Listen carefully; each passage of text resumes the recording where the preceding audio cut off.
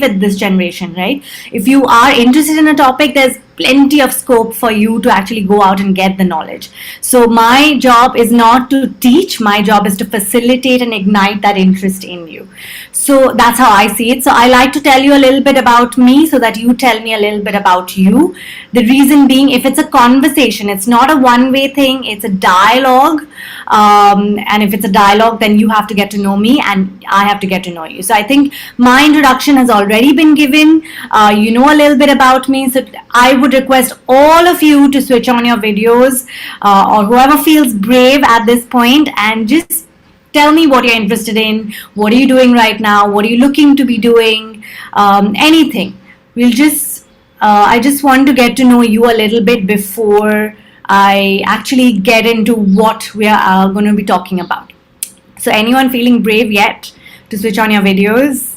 See, I'm switching on my video, right? So it's only fair at least some of you feel like you can switch on your video. Tell me a little bit about you. What are you interested in? What do you want to study?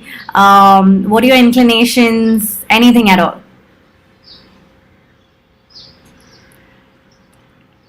Vriddhi, Shraddha, Meenakshi, Nishita, Neela, Nandini, Krishna, Pranesh, Radhika.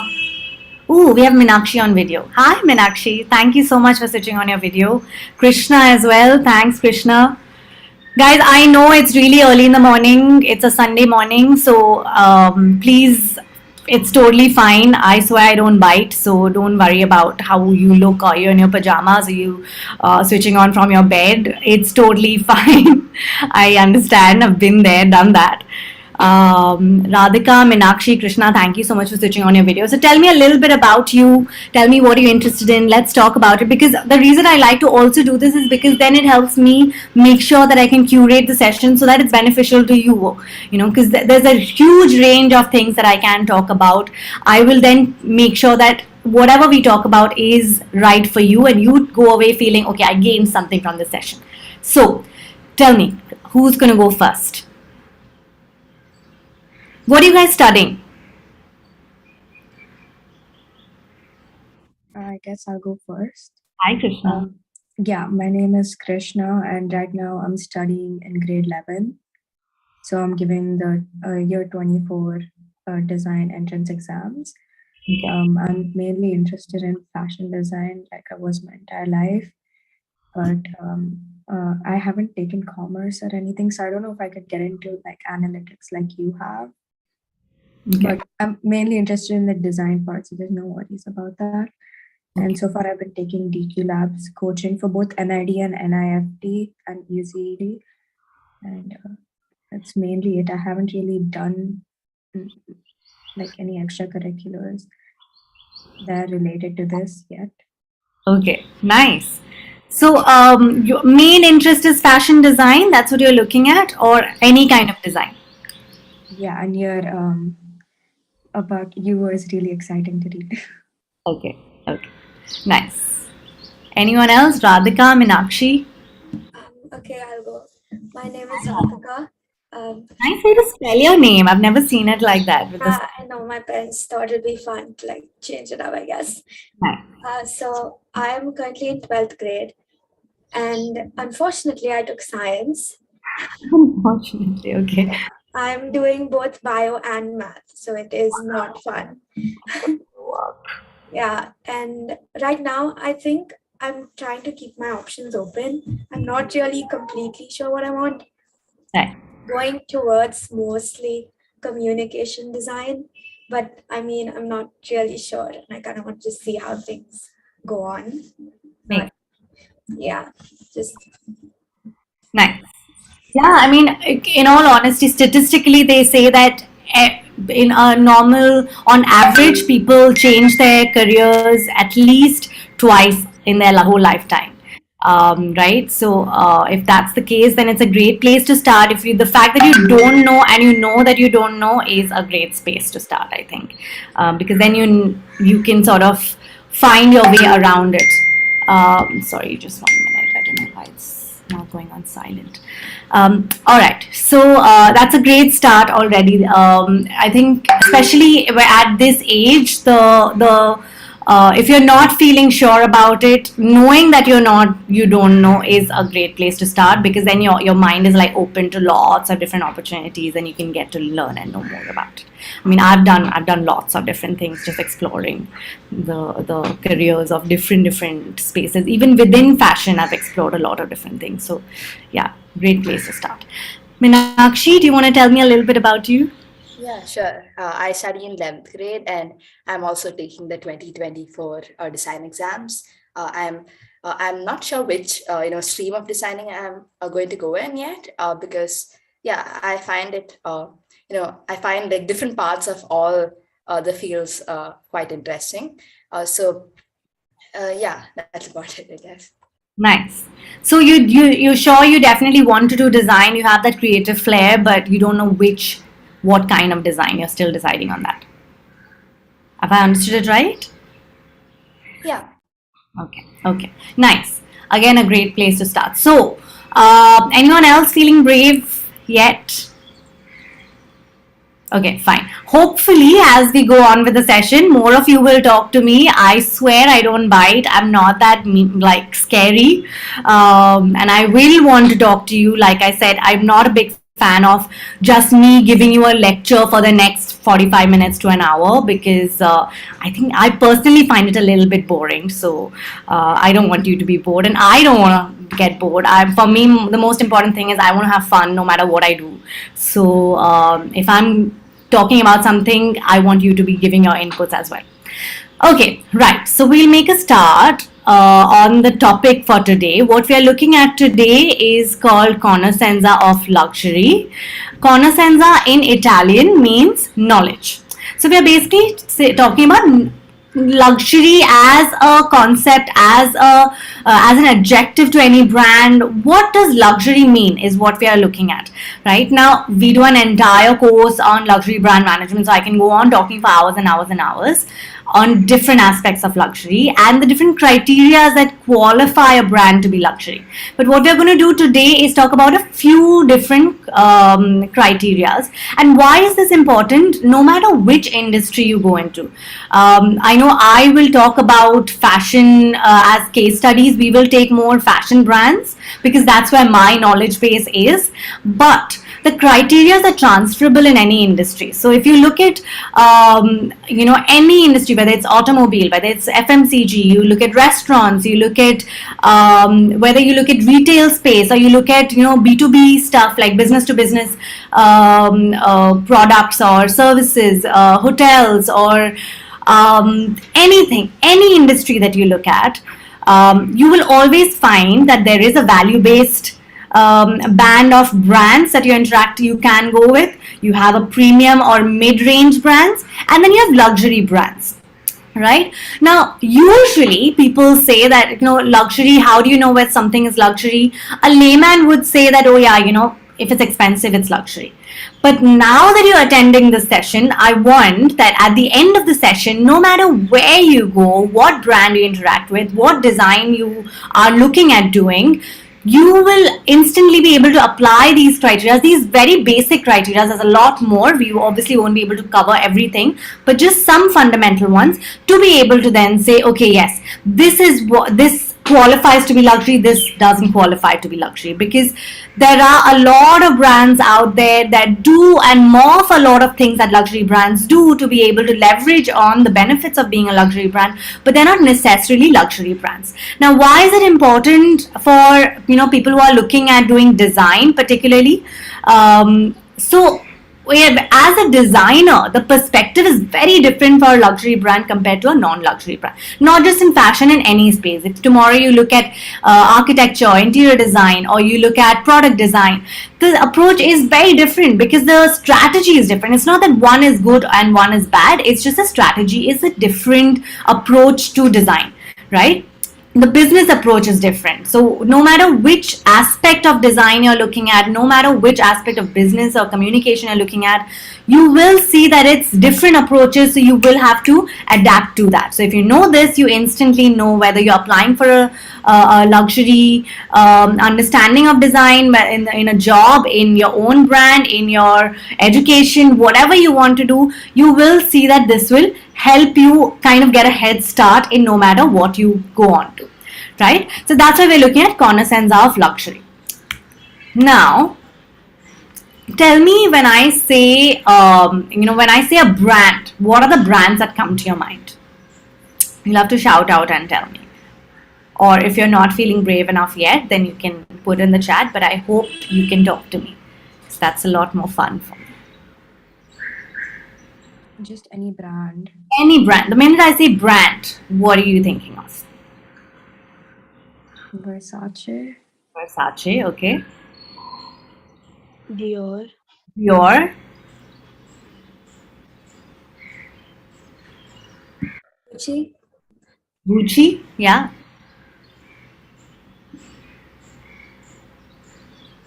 What else? Chanel and Celine. YSL. YSL, yeah. Prada. Prada. Apple. Apple, yeah.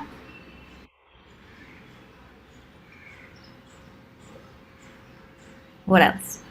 You're constantly interacting with brands. The minute you wake up in the morning, you pick up your phone, it's a brand. You open an app, it's a brand. You step out of your house, you look at anything, you'll see hoardings, you'll see something. You're constantly interacting with brands. You switch on the TV, it's a brand. You switch on put on a platform like a Netflix or any kind of OTT platform. You're interacting with a brand anytime, at any point. Considering what a consumerist market we live in, an economy we live in, you're constantly interacting with brands. So you should be able to come up with far more brands much faster. Come on, think about it. Think about all the brands that you see around you. Colgate, Converse. Bata. Zara and Yeah, Zara. Zara, H&M, Mango, Samsung. Mango, Dettol, Dettol, Vaseline, Vaseline, Samsung. Samsung, H&M. H&M, yeah. MI. Sorry, and food like Lay's, Kurkure. Lay's, Kurkure, yeah. It's actually Unilever, which Dairy Milk. sorry, Dairy Milk, yeah. So interesting that you'll come up with chocolate names in the morning. Someone needs a good breakfast. What else? Your furniture, your lights, your fan. Flamenco, Pepper Fry, Philips. Flamenco. Furlenco. Furlenco, yeah. Philips. Bajaj. Bajaj. Okay, right. Vriddhi, Nandini, Pranesh, Nishita, Shraddha, Sanvi, Mithila, I've not heard from you, but I hope you have come up with at least one brand. Give me a thumbs up at least. Even if you're not feeling brave enough to shout it out. Okay, right. Great. Mithila, Pranesh, Sanvi, do you have a brand on your mind? Okay, right. So, okay, Fiat, yeah, that's another brand. Great. So, what we'll do now is whatever brand you've come up with, hopefully you've come up with at least one brand, right? Keep that brand in mind and ask yourself as we go along, does this brand qualify for this criteria or not? So one of the things that we very carefully, or at least I tend to do in Marangoni when I'm taking classes, is we're not a big fan of spoon feeding, because when you go out into the industry, you're not going to have us to give you the answers. So what we are going to do is equip you to be able to find your own answers. So I'll give you the criterias, we'll discuss the criterias, some of the criteria, and then you should be able to decide that, okay, does it meet this criteria or not? So when you walk out of the session as well, you will be able to do that, right? Are you with me? Okay, we're getting more brands. Ford, McLaren, very nice. Ferrero Rocher, very nice. Okay, great.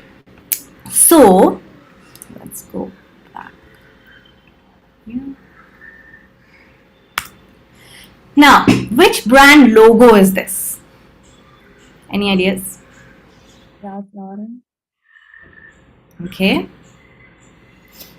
Anyone thinks it's Todd's,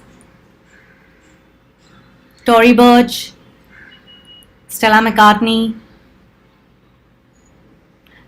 Ralph Lauren, we already have someone who said Ralph Lauren. What if is it a trick question that the answer is actually not here?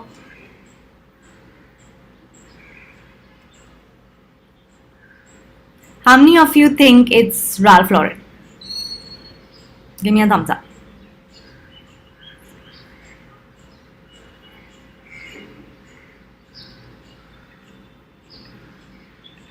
Okay. How many of you think it's not, the answer is not here? It's a trick question. Okay. Okay, right. So,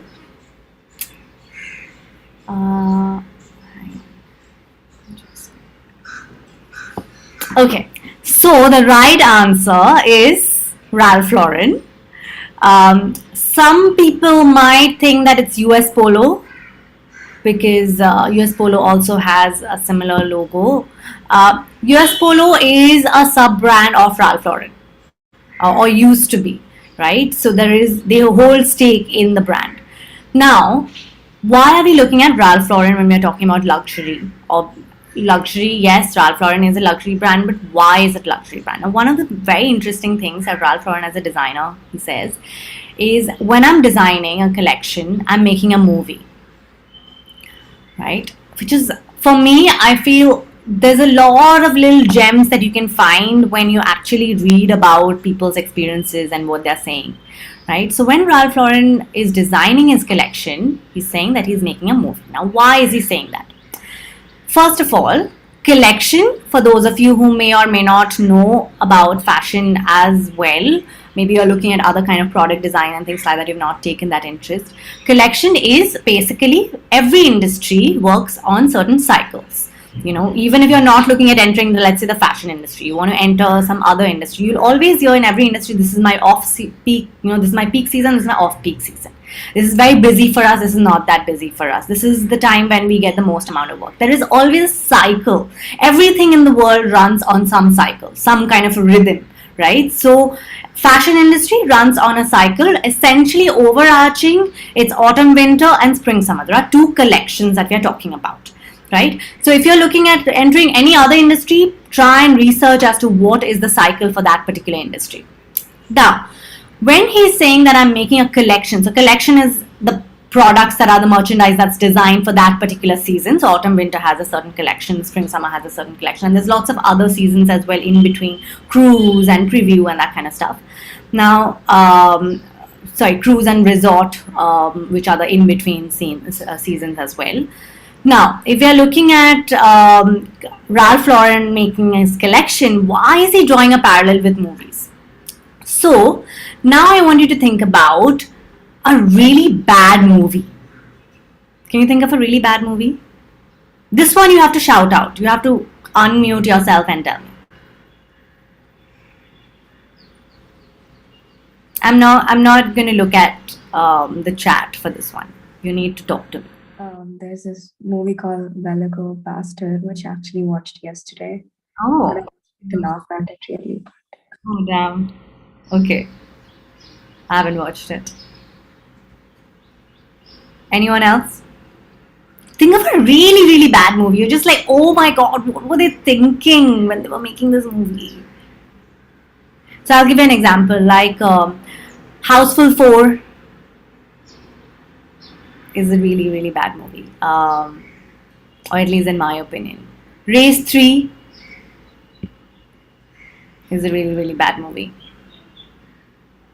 Can you all think of anything else? I'm sure you watched some bad movie, right? At some point. Do you all watch movies? I can't think of anything bad though, right? Like on the top of my mind. Okay. Justice League 2017. Ooh. Yeah, it had its issues. Oh yeah, Green Lantern. Yeah. Interesting choice. What else?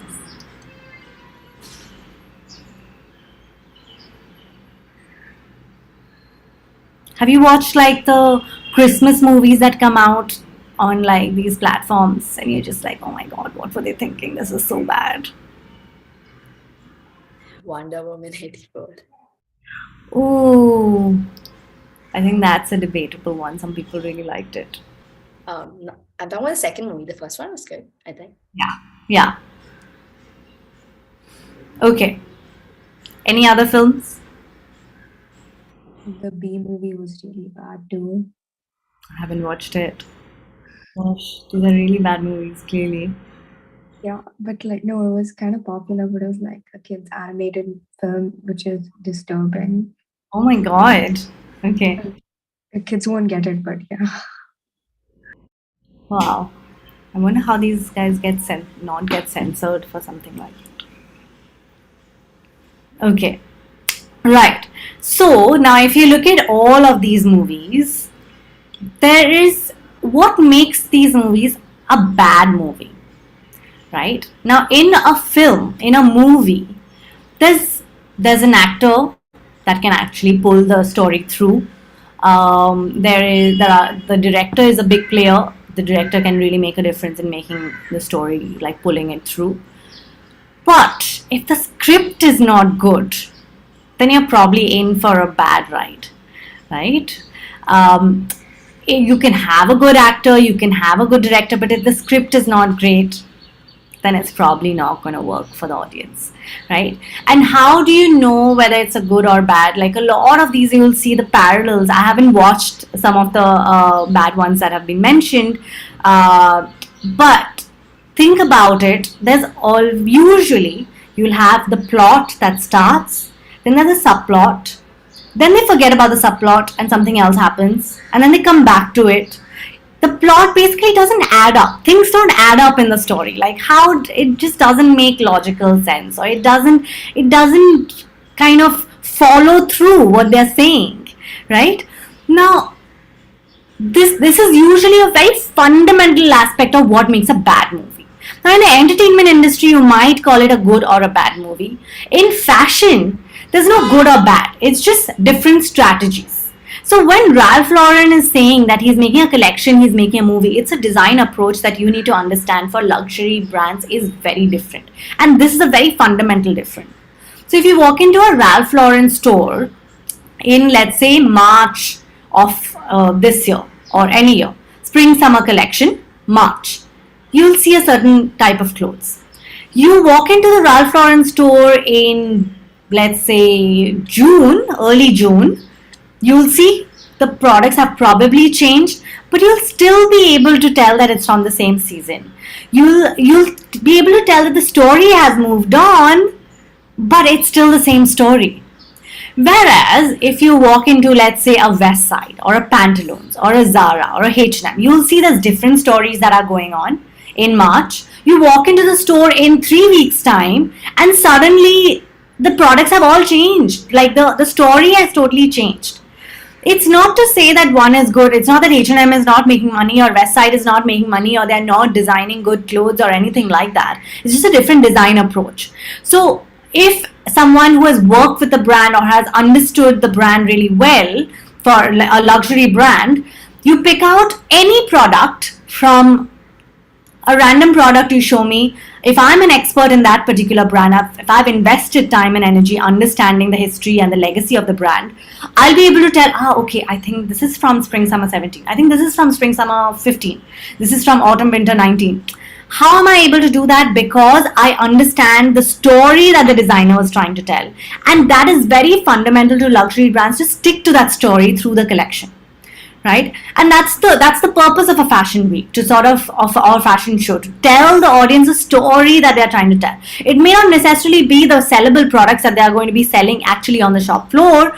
It'll be the story that they are trying to tell. They're narrating the story, right? Which is not the case with non-luxury brands. So this is an immediate luxury design approach that you need to understand. Even if tomorrow you go into the business side of it, or if you're doing design and you are just looking at doing design, you need to be understanding this business side, this design approach, because then instantly your strategy will change, your timelines will change, your story will change, because you need to sustain that story all through the collection. Right? It could be a little detail, a pocket detail, a silhouette, a fabric, a print. It could be anything, but the story needs to continue all through the season, right? So that's the first fundamental difference between a luxury brand and a non-luxury brand in any industry, any space. Make sense? Okay. So now I want a volunteer. Okay, Krishna. So, Krishna, I'm going to send you a brand name and you have to enact it to everyone else, and everyone else has to shout out the whatever you're trying to enact. I'm sure you've played Dumb Charades. How do I enact a brand name? I'll give you a brand in private chat. I'll send it to you. Right? Okay. So you have to act it out. I'll give you 60 seconds to do that, and everyone else has to shout out the brand or whatever she's trying to make you guess. Yeah? Are we with her? Yeah. Okay. Right. Just give me a minute.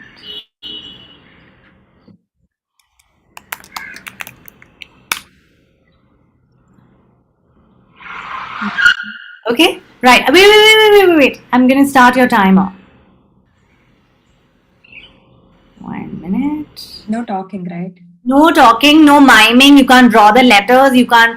And try not focusing on the brand itself in terms of what products they do and things like that, because not everyone will know necessarily. Try and focus on the word itself, and see if you can, you can break it, you can split it, you can play with that accordingly. Yeah? Ready? Start. Okay.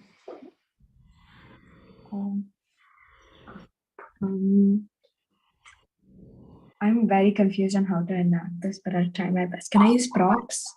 No, you can't use props. You can't say things. You can't. You're completely mime.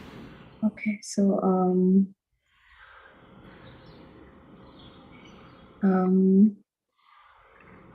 Crying. Bathing. Shower. Wait.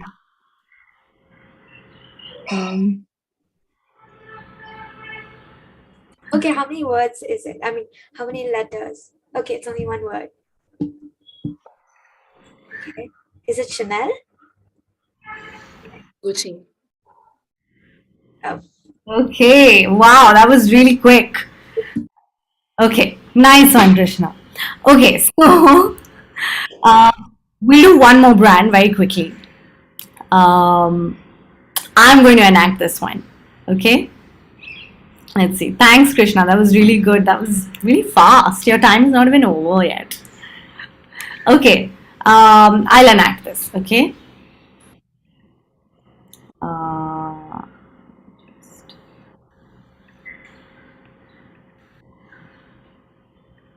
Okay. Right.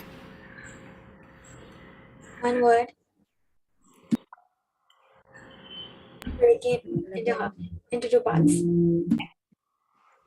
Second part. Strong.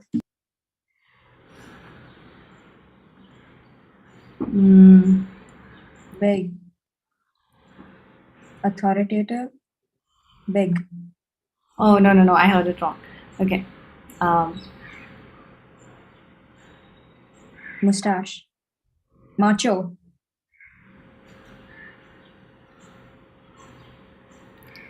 Who has a mustache? Masculine.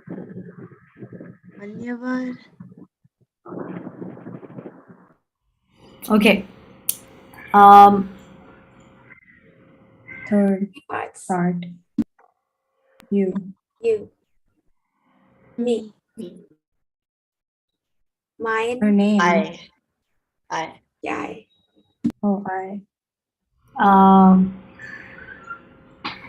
Let's. Second. Two.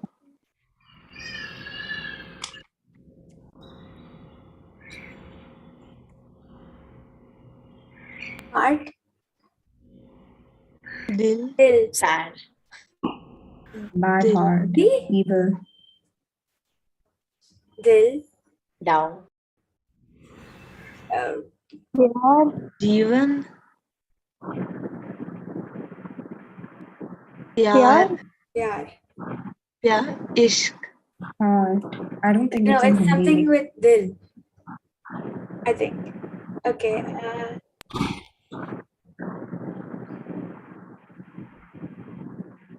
Jaan. Heartbeaten. Hriday. Heartbroken.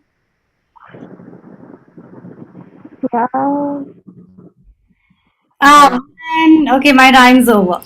Okay, anyone else wants to try? I'll give you the brand. It looks hard. It's all right. Okay, I'll give you another brand. What was brand? Just one minute. It was Armani.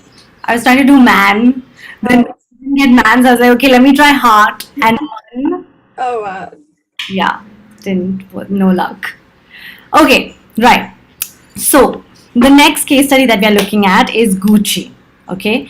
Now what I'm going to do is I'm going to play a video. You have to watch it very, very carefully. It's the making of the classic mochaccino shoes, which has been made in the same way in the same atelier in Milan for years and years and years, right from the day one it was made. Okay, so it's the making video.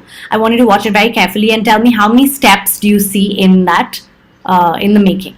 Okay, are you with me? Okay.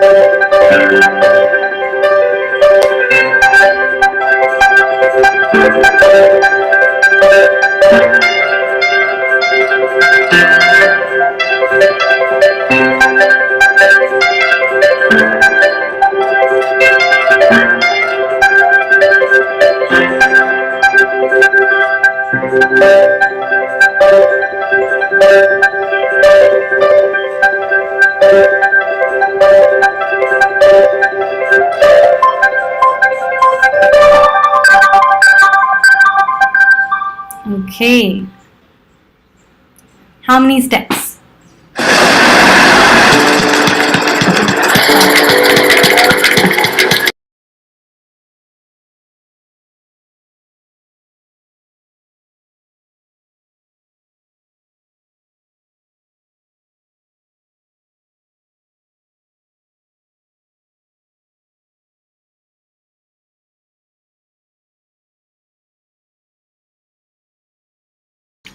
Sorry, I was trying to switch that video off. It just started autoplaying.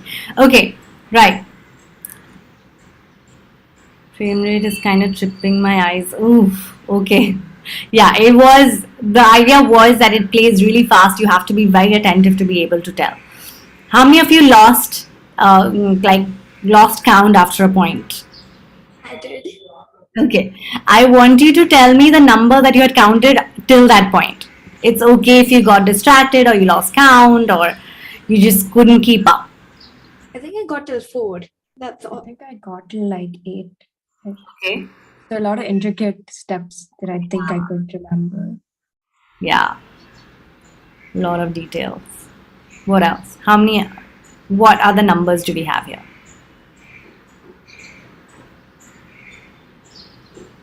Tell me. At what point did you totally get distracted? I What? lost track at around 6. Okay. 8, 9. Okay. Okay. Right. So I think most of you either lost track or counted up until about anything between 8 to 10 or 6 to 10, right? The actual number is 24. Now it's totally okay that you lost track. It did move really fast, and that was the trick essentially. Now, if let's say you counted and you came up with any other number, you counted it all the way through and you came up with any other number, it's still not wrong from your perspective. The reason is, so if we were, let's say, doing this session in Marangoni, I would watch that video with you again and we would actually talk through every single step to understand what is happening. Now, the reason I count 24 is because I understand the industry and how the supply chain and all of that works. So I'm counting steps based on the resources that are being used. The what adds to the cost in what capacity.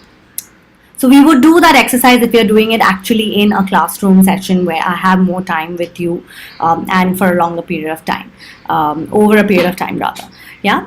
So one of the key things that you will see is, even if you let's say 10 steps, even if you don't say 24, say 10 steps.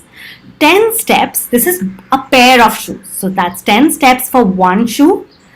The same steps have to be done for another pair, the other leg of the pair, right? And there's a whole size range for that, right? And then this is only what you saw in the video is only the making from, like, the raw materials are already there and the product is finished. But there are steps before that. The leather has gone through tanning and all sorts of processing. The raw materials have gone through different types of processing to get to this point, to come on the same table. And then once the product is ready on its own, also there's packaging, there's delivery, there's all those steps as well, right? So it's a lot of steps. And you watch the video really quick. Obviously there is a person who is working on this on every little detail, right? So one of the key things that you'll see with luxury brands is the detailing, the craftsmanship, right? And the legacy. The fact that it has been done exactly in the same way over the years shows the legacy that the brand carries, right? And that is a huge focus. Like you saw in the label as well, it said since 1921. You wouldn't see that in a non-luxury brand in that capacity because they're not trying to focus on the legacy. It's not that they don't have legacy. They've probably been around for X number of years. They've probably been doing things in a particular way. But this particular luxury brand's focusing on legacy is a huge sell, right? And what is special about their legacy? The craftsmanship that they carry forward, the attention to detail that they carry forward all throughout, right? So that's a very, very fundamental design approach, the making approach, business approach to luxury brands. You wouldn't see that in a non-luxury brand because you cannot have that many steps. You think about 24 steps for one shoe and then multiply that by 2 and multiply that by the whole size range and all the steps before that to get the raw material here to up to this stage and all the delivery and packaging steps. It's a lot of steps for a non-luxury brand because a Zara or a H&M is trying to turn things around in 6 weeks. You cannot do that in 6 weeks if you want to turn things around in 6 weeks, whereas a Gucci is not trying to turn this around in 6 weeks. It's a classic piece that they have been doing. It's there for the whole season. It is the quality is what they're focusing on, right? So that's very, very fundamental. If you're looking to do design in any space, any industry, you will see these two very critical criteria that you have to be working with. Make sense? Okay. So now I'm going to focus a little more on fashion now. So we have looked at two very fundamental, or rather 3 very fundamental criteria that qualify a brand to be luxury or non-luxury. So all those brands that you thought of in the beginning, think, does it meet these 3 criteria of the story through the cycle of the industry? Second being the legacy. Are they selling based on the legacy? Third being, are they selling based on the craftsmanship? The minute you know this, you also know that it's not the price that makes a brand luxury, it's the craftsmanship and the legacy that adds to the premium, right? Because the minute you make the price of a product the reason to call it luxury or non-luxury, you kind of nullify the global aspect of a brand or a product, because then it becomes about affordability. For someone, a 20,000 rupees pair of shoes might be a lot of money. For someone else, it might not be that much at all. If you're looking at it in pounds, it might be a different affordability rate. In a market that where the average income is different, it might be a different affordability. In a market where the average income is lower, it might be a different affordability. It becomes dependent on the person you're asking whether it is expensive or not for them, and then they will qualify it to be luxury or not. But if it's a luxury brand, it has to be luxury no matter where it goes, who they're talking to. So never make price the qualifying factor for a luxury brand. It's these factors that make a difference, right? And there's a lot of more factors as well. Now we're going to focus a little more in terms of fashion, particularly of what makes a fashion brand luxury. So, do you know the 4 big fashion weeks that happen in the world? Do you want to shout out and tell me?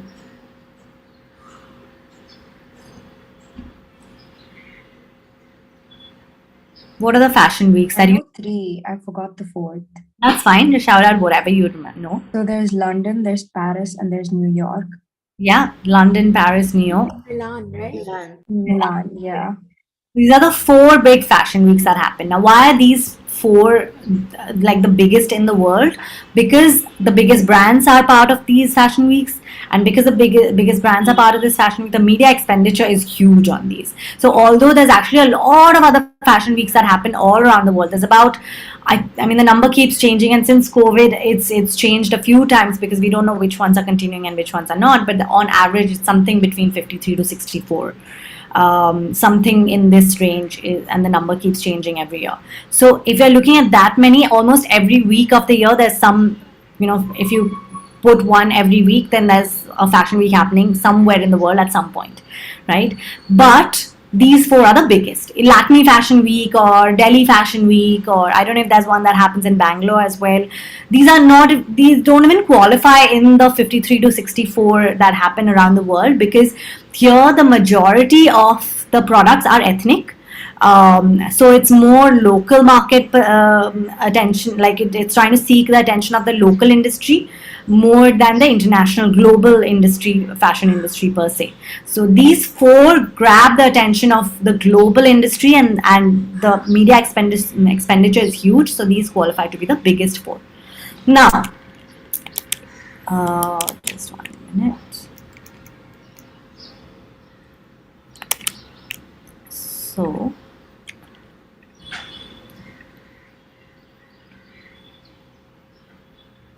right. So these are the big 4, right? Now you look at the clothes on the screen. Do these look wearable to you? No. Anyone? No. No. Anyone thinks they might walk out with a pillow on their head like that if they get a chance? The Milan one, I would wear that. Maybe would you hold a skull with your hair wig and work out? Overdressing is nice. Okay, right. Now, although these clothes these looks give a very sort of, oh my god, like who's going to wear these clothes now that you've attended the session, and especially for those of you who are going to be entering the industry, you need to understand that a fashion week, although as glamorous as it is a business event. It's an industry business event, right? Every industry has a particular business event, a trade fair, where sort of the entire industry sort of comes together, and lots of new ideas and creatives are discussed and the industry sort of moves from there, right? So you need to understand, even if you're not entering the fashion industry, you want to enter some other industry, you need to find out what are these events that kind of embark the industry into new creative ideas, right? That's very, very important to know. So in fashion, it's the fashion week. Now it's a business event. Now what are we looking at? There are two essential target audiences that a fashion industry, a fashion week is looking at. One is in terms of PR, so all your editors, your celebrities, your influencers, anyone who will come to the show and then go out and say, you know what, I love these clothes, or talk about these. Now, if you look at these images, these are the ones that will go viral, right? These are the ones that people will talk about because there is a conversation that can start from these. So essentially what they're doing is to target the first level of audience, which is your PR, which is to create, they're trying to tell a story, right? Because it is luxury brands that are part of the official schedule for fashion weeks. So they are trying to sort of put the word out as to this is the story that we're trying to tell. If they're trying to tell a story, then there is drama in the story, and this is all part of the drama, right? Now, second type of audience is your industry buyers. So when I say buyers in the fashion industry is a particular job role. It's not like a consumer which we are talking about. It is your buyer who essentially would work in, let's say, a department store or in a particular brand, multi-brand, which will then see, okay, come to your show, see the story that you're trying to tell, and then see, okay, this is my story. Does this story fit in my story? Now, especially in someone who has worked in the industry, or in Marangoni we focus on this a lot. So you sort of train your eyes by the end of your course to be able to strip the drama and be able to work the numbers to know, okay, is this sellable or not, right? So that's very, very important. So for example, on your left, I think that's your left, so this is a Rick Owens fashion show that I had attended in spring summer, which is a spring summer 17 show, which happens in 2016 in Paris. Now on your left you see the clothes are not necessarily wearable, but I'm able to tell what the story, what the silhouette, based on the fabric, the draping, and a lot of other factors. I'm able to tell that, okay, yeah, this story that the designer is trying to tell, I will be able to work within my story. So then I book an appointment with the showroom, with the official brand showroom, and then I go in, I look at the products up close, I look at the potential of how it can develop, place my orders, and 6 months later, what comes into my store is this. Right? A lot more wearable, a lot more sellable. Now, I as a brand person have trained my eyes to be able to strip the drama from the story that they're trying to tell and see the essence of what is it that is being told in the fashion show. Now, in fashion weeks that happen, every fashion week is organized by a particular council. So let's say London Fashion Week is organized by the British Fashion Council. They put out a schedule for every fashion week, and that schedule is essentially, the brands that are part of that schedule are the luxury brands. They have qualified already to be called luxury, right? Of course, there are, high-end luxury brands, and there's, kind of entry-level luxury brands and that as well. So you have haute couture shows which happen, which are absolute high-end luxury brands. And then you have the Marika Tranzu and the likes of it, Christopher Owens. These are all your premium luxury brands. So the minute a brand is part of a official fashion week schedule, they are a luxury brand for these four particularly. Now, because the entire world, the international industry, global industry is coming into the city for that week, there are a lot of other events and fashion shows and trade shows that happen around the fashion week, because might as well leverage from all the people from the different parts of the world and the different industry people who are paying attention to what's happening, and make the most of it. But not necessarily every brand that is doing something is a luxury brand. So your qualifier is the brands that are part of the official schedule. That's very, very important. Yeah, so that's a little bit in terms of understanding the fashion industry per se, for those of you who want to enter the industry as fashion designers. We've talked about the brands, luxury as a transferable criteria that you can apply to different industries. So those of you who don't know what the cycle for your industry is, try and find out what your cycle for your industry is. Those of you who don't know what your equivalent of a fashion week is in your industry, try and find out what is that, what event is that, what is that event that brings the industry together and sort of, embarks on the new trends. Try and find those out and you should be able to now tell a little more confidently what qualifies a brand to be luxury and what is a design approach that changes when it's a luxury brand and a non-luxury brand. Do not make price the qualifying factor. Price is only a byproduct of the story that's being told, of the legacy, of the craftsmanship that is part of the merchandise that is being sold. That then qualifies the price that is coming out of that. Make sense? Are you with me? Any questions here? Okay, right. Now I want to quickly talk you through careers in fashion. Now these are the just a few examples. The reason I like to talk about this is because I really think, especially when it comes to fashion, like I have friends who know that I've worked in the fashion industry who still think like they've known me for like a decade and they think that I'm a fashion designer, because the minute they hear fashion, they assume that I'm a fashion designer.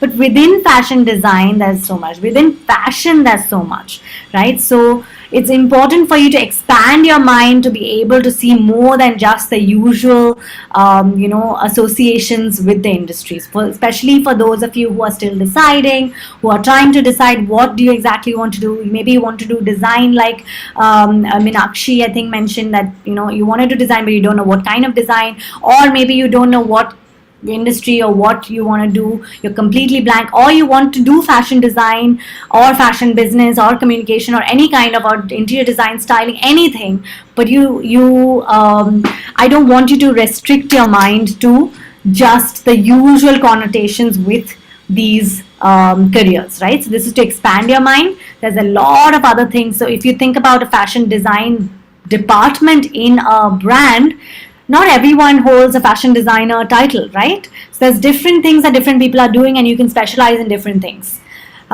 So this is just to give you an idea. Any questions at this point? Okay, now the next thing I want to show you is just to again broaden your mind and sort of give you a little more understanding of how a typical fashion house will have these three management levels. So you have your entry level roles. These are the roles that you would enter in. So let's say whether you've done fashion design or fashion styling or interior design or fashion business or anything else that you're studying, product design, which is also another course that we do. When you enter a particular company, you could enter in any of these different job roles or more. These are just some samples that I'm putting out in these slides, right? And then you graduate to move your way forward to the middle management, and then your highest level fashion company careers.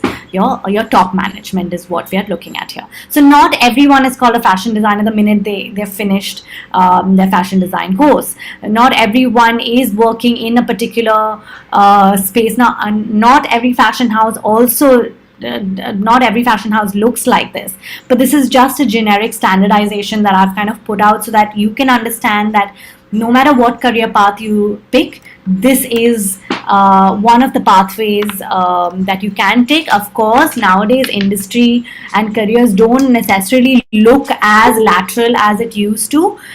People jump departments, people jump careers, people explore lots of things, and you will do that. So I'm hoping these two slides sort of expanded your mind to even kind of explore more than what you know as of now, and read and learn and talk to more people about it. Yeah? Makes sense? So that brings me to the end of my session. I'm going to hand over to Mahip, who will tell you a little bit about Istituto Marangoni and admission process and how we kind of work with students. So hopefully that was helpful for you. I really enjoyed it. Thanks a lot. Yes, thank you so much, Amaara. We really liked your presentation, and I hope the students have also liked the same way. Okay, students, my name is Mahip. I represent an Italian design school that's called Istituto Marangoni. So far, you've heard a lot about this, campus name from Amaara. But I'll give you a little heads up, a little background about this institution. It's an Italian design school.